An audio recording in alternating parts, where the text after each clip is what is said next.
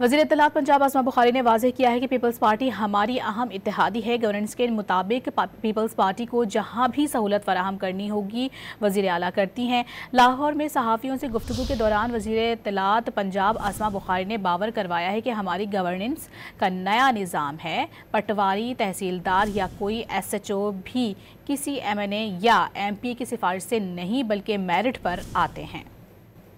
ज़ाहिर है peoples party हमारी इत्तेहादी है, उनको जहाँ भी एकोमोडेट किया जाए वो चीफ मिनिस्टर साहब हमेशा करती है।